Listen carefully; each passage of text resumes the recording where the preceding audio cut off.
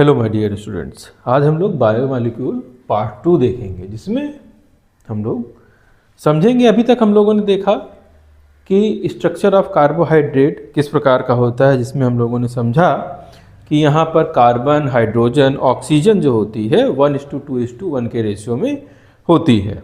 इसका जो basic structure होता है, जनरल फार्मूला होता है, वो CH2O की पावर n होता है।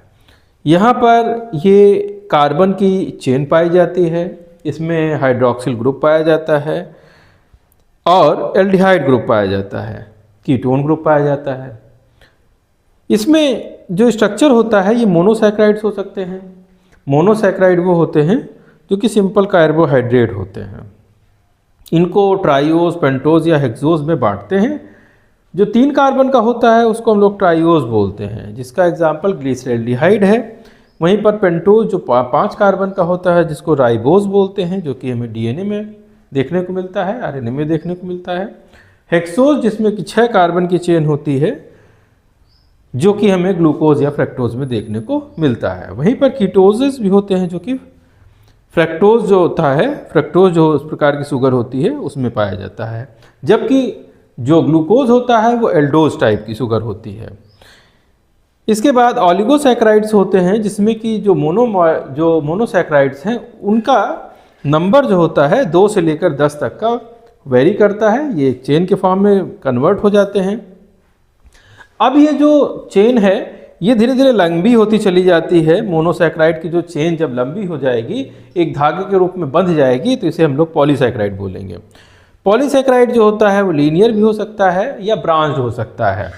यहाँ पर कई प्रकार के जो स्ट्रक्चर होते हैं वो पाए जाते हैं, जैसे कि अगर हम लोग देखें तो स्टार्च अल्फा ग्लूकोज मोनोमर से बनता है। ये हेलिकल स्ट्रक्चर हो सकता है, ब्रांच्ड हो सकता है। वहीं पर ग्लाइकोजन जो होता है वो अल्फा ग्लूकोज का बना होता है, जो कि बहुत ज़्यादा ब्रांच्ड होता है। वहीं पर सेलुलोज जो होता है बीटा ग्लूकोज का बना होता है, ये लीनियर होता है, रिजिड होता है, हार्ड होता है। काइटिन जो कि एन एसिटाइल ग्लूकोसामाइन का बना होता है, ये स्ट्रक्चरल प्रोटीन होता है। काइटिन जो होती है वो कई एनिमल्स में की बॉडी कवरिंग में पाई जाती है। साइक्लिक फॉर्म में होते हैं ये, और ग्लाइसोनिक जो है ग्लाइकोसिडिक बॉन्ड भी इसमें पाए जाते हैं। वहीं पर अगर हम लोग देखें प्रोटीन के स्ट्रक्चर को, तो प्रोटीन जो होता है, प्रोटीन इस प्रकार का स्ट्रक्चर है जिसमें कि एमिनो एसिड जो होते हैं लीनियर सीक्वेंस में अरेंज होते हैं, और ये अरेंज होकर के एक पॉलीपेप्टाइड चेन बना लेते हैं। अमीनो एसिड जो होते हैं जो है पॉलीपेप्टाइड बॉन्ड्स के द्वारा आपस में एक दूसरे से जुड़े होते हैं। जो छोटे छोटे से चेंजेस होते हैं प्रोटीन में, उसके फंक्शन को भी वो वेरी कर देते हैं। जो बहुत सारे एंजाइम्स होते हैं वो प्रोटीन के ही एग्जाम्पल हैं। सेकेंडरी स्ट्रक्चर जो होता है वो लोकल फोल्डिंग होती है। पॉलीपेप्टाइड चेन जब फर्दर जो है फोल्ड हो जाए तो इसको जो है सेकेंडरी चेन बन जाती है। यहाँ पर हाइड्रोजन बॉन्ड पाया जाता है, एमीन और कार्बोक्सिलिक ग्रुप के बीच में हाइड्रोजन बॉन्ड पाए जाते हैं। इसमें अल्फा हेलिक्स पाई जाती है। अल्फा हेलिक्स जो होती है क्वाइल्ड स्ट्रक्चर होता है। हाइड्रोजन बॉन्ड पाए जाते हैं जो कि एक ही चेन में होते हैं, जैसे कि केराटिन इसका जो है एग्जाम्पल है। वहीं पर प्लेटेड सीड जो होती हैं, zig zag seed like structure बन जाता है। हाइड्रोजन बॉन्ड जो होते हैं एडजेसेंट चेन जो होती है, जैसे कि सिल्क फाइबर, ये यहाँ पर पाए जाते हैं। टर्सरी स्ट्रक्चर भी पाया जाता है। जब इनकी फोल्डिंग जो होती है 3D स्ट्रक्चर में हो जाए तो सिंगल पॉलीपेप्टाइड चेन में, तो ये जो है एक प्रकार से टर्सरी स्ट्रक्चर में कन्वर्ट हो जाता है। यहाँ पर कई प्रकार के बॉन्ड पाए जाते हैं। एंजाइम्स और मायोग्लोबुलिन जो होते हैं वो इसके एग्जाम्पल होते हैं। इसमें अगला जो है हमारे लोग के पास केमिकल रिएक्शंस किस प्रकार की होती हैं एंजाइम्स में। तो जो केमिकल रिएक्शन होती हैं, सबसे पहले समझते हैं कि एंजाइम्स एक्चुअल में क्या होते हैं। तो एंजाइम्स जो है, एंजाइम बायोलॉजिकल कैटालिस्ट होते हैं। बायोलॉजिकल कैटालिस्ट का मतलब होता है जो रिएक्शन के रेट को बढ़ा देते हैं। ये ठीक उसी प्रकार से है कि आप आग में घी डाल देंगे तो आग तेज़ी से जलने लगेगी, या तो उसकी रिएक्शन आपने बढ़ा दी। इसी प्रकार से एंजाइम हमारी बॉडी में जो रिएक्शन हो रही होती हैं उनको ये बढ़ाने का काम करते हैं। तो ये बायोकेमिकल रिएक्शन होती हैं लिविंग सेल में। ये पार्टिसिपेट नहीं करते, ये सिर्फ जो है वहाँ पे कंज्यूम नहीं होंगे, ये सिर्फ अपना रोल प्ले करके हट जाएंगे। तो जो एंजाइम होते हैं वो ज़्यादातर जो एंजाइम होते हैं वो प्रोटीन्स होते हैं, मगर कुछ एंजाइम जो होते हैं वो आरएनए एंजाइम हो सकते हैं जिनको राइबोजाइम बोला जाता है। हाईली स्पेसिफिक एक्शन के होते हैं और स्मॉल बहुत कम मात्रा में इनकी ज़रूरत होती है। स्ट्रक्चर जो एंजाइम का होता है इसमें एक होता है एपो एंजाइम और दूसरा होता है कोफैक्टर। एपो एंजाइम जो होता है वो प्रोटीन पार्ट होता है, कोफैक्टर जो होता है वो नॉन प्रोटीन पार्ट होता है। इसमें जो कोफैक्टर होते हैं उसमें को एंजाइम हो सकता है जिसका एग्जाम्पल NAD या FAD होते हैं। प्रोस्थेटिक ग्रुप हो सकते हैं जो कि टाइटली बंधे होते हैं, हीम जैसे होता है। वहीं पर मेटल आयन होते हैं, मैग्नीशियम, जिंक, आयरन, ये सब पाए जाते हैं जैसे कि हीमोग्लोबिन में इसका एग्जाम्पल हम लोग देखते हैं। होलोजाइम का मतलब होता है जब एपोफैक्टर और कोफैक्टर दोनों एक साथ जुड़ जाते हैं तो इसको होलो एंजाइम बोला जाता है। इसके लिए बहुत सारे मॉडल बनाए गए हैं, लॉक एंड जो है की मॉडल एंजाइम के लिए और इंड्यूस फिट मॉडल, इनको जो है हम लोग आगे की क्लासेस में आप देखेंगे। फैक्टर जो एंजाइम की एक्टिविटी को इफेक्ट करते हैं, तो टेम्परेचर जो एक फैक्टर होता है वो एक फैक्टर होता है जो कि टेम्परेचर है, जिसकी 37 डिग्री जो टेम्परेचर होता है वो ह्यूमन में ऑप्टिमम टेम्परेचर होता है, जहाँ पर जो रिएक्शंस होती हैं काफ़ी अच्छे से होती हैं। यही हमारी बॉडी का टेम्परेचर भी होता है। हाई टेम्परेचर में जो एंजाइम होते हैं वो डीनेचर्ड होना शुरू हो जाते हैं। देखिए इस साल आपने देखा होगा कि बहुत सारे लोगों की मौत जो है ज़्यादा गर्मी की वजह से, क्योंकि जब टेम्परेचर 50 के आसपास जाने लगेगा, 50 डिग्री का एनवायरनमेंट टेम्परेचर हो जाएगा तो एंजाइम हमारे डीनेचर्ड हो जाएंगे और फिर बहुत सारी जो हमारी बायोलॉजिकल प्रोसेसेस हैं वो रुक जाएंगी, इसलिए लोगों की डेथ हुई। पीएच भी एक इम्पॉर्टेंट फैक्टर है और जो कि एंजाइम को रोकता है। अगली चीज़ होती है सबस्ट्रेट का कंसंट्रेशन। सबस्ट्रेट का जो कंसंट्रेशन होता है, आपके पास जितना ज़्यादा सबस्ट्रेट होगा, जैसा कि हम लोगों ने लैकोप्रान के मॉडल में भी देखा कि वहाँ पर क्या होता है कि जब सबस्ट्रेट अवेलेबल होगा तो रिएक्शन जो होगी बहुत ही हाई होगी। उसी प्रकार से एंजाइम का जो कंसंट्रेशन है, जितना ज़्यादा रेट होगा उतना ज़्यादा एंजाइम की कंसंट्रेशन होगी, या जितना ज़्यादा एंजाइम की कंसंट्रेशन होगी उतना ज़्यादा रेट ऑफ रिएक्शन होगा। एंजाइम की स्पेसिफिसिटी होती है।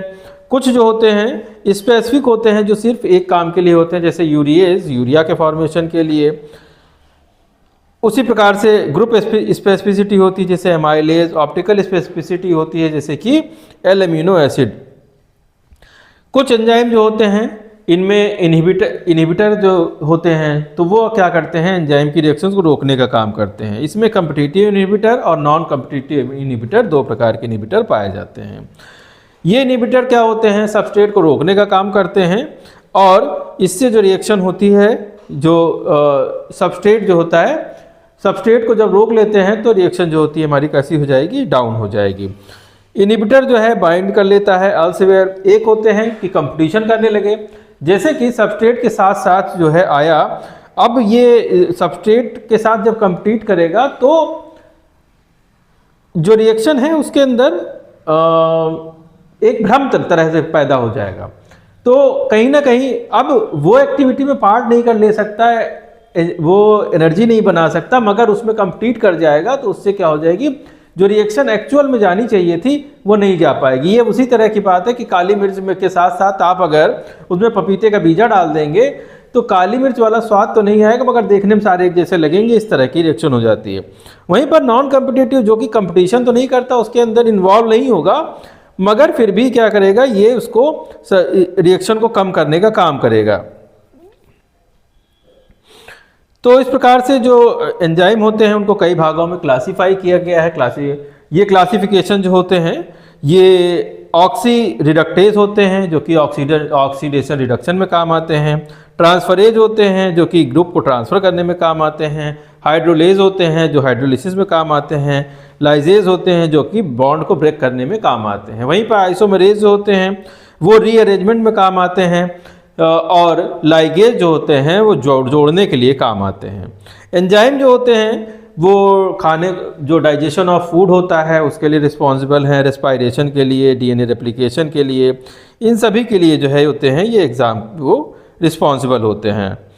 वहीं पर अगर हम लोग देखें कि जो एंजाइम की जो रिएक्शन होती है, केमिकल एंजाइम की जो रिएक्शन होती है, इसमें एंजाइम होता है, सबस्ट्रेट होता है, और दोनों मिलकर के एक कॉम्प्लेक्स बनाते हैं जिसको कि एंजाइम सबस्ट्रेट कॉम्प्लेक्स कहा जाता है। बाद में ये एंजाइम और प्रोडक्ट बनाते हैं, एंजाइम अलग हो जाता है, प्रोडक्ट अलग फॉर्म हो जाता है। इसके कई सारे स्टेप्स होते हैं। सबसे पहला होगा जिसमें ये बाइंडिंग करेगा, ये जाकर के जुड़ेगा, कॉम्प्लेक्स बनाएगा, दूसरे में रिएक्शन करेगा, कैटालिसिस होगी, और तीसरे में प्रोडक्ट को रिलीज़ करने का काम करेगा। एंजाइम की जो एक्टिविटी होती है वो जो है कम या ज़्यादा हो सकती है।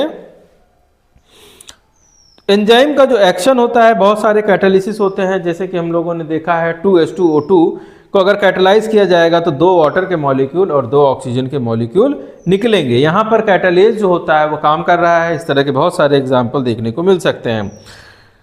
तो यहाँ पे अगर जो एक्टिविटीज़ हैं वो किस तरह से बढ़ जाती हैं, किस तरह से घट जाती हैं, तो एंजाइम जो होता है, एंजाइम की जो ये सबस्ट्रेट और एंजाइम का जो कॉम्प्लेक्स बनता है, वो उसका जो फॉर्मेशन होता है एक ट्रांजिशन स्टेज होती है जहाँ पर ये बीच में दोनों जुड़े होते हैं और बाद में फिर ये फिर से सेपरेट होने का काम करते हैं।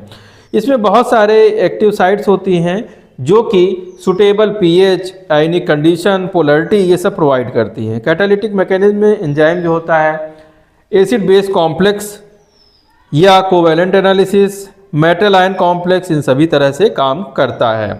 यहाँ पर जो फैक्टर्स हैं जिनके बारे में हम लोग बात कर चुके हैं, तो क्लासिफिकेशन और जो नाम होता है उनका नॉमेनक्लेचर जो होता है वो इस प्रकार से किया जाता है कि किस प्रकार का ये काम करते हैं। तो कॉमन होता है वो होता है ट्राइबल नेम्स, जैसे कि इसके एंड में एज लगा होता है, जैसे एमाइलेज। तो ये किसी न किसी सबस्ट्रेट के ऊपर एक्शन करते हैं, उसी के हिसाब से उसका नाम दिया जाता है। तो सबस्ट्रेट के किस सबस्ट्रेट पे फंक्शन करते हैं उसके आधार पर नाम, जैसे एमाइलेज जो होगा स्टार्च के ऊपर काम करेगा, यूरिएज जो होगा यूरिया पर काम करेगा, ट्रिप्सिन, पेप्सिन, इसी तरह के एंजाइम होते हैं।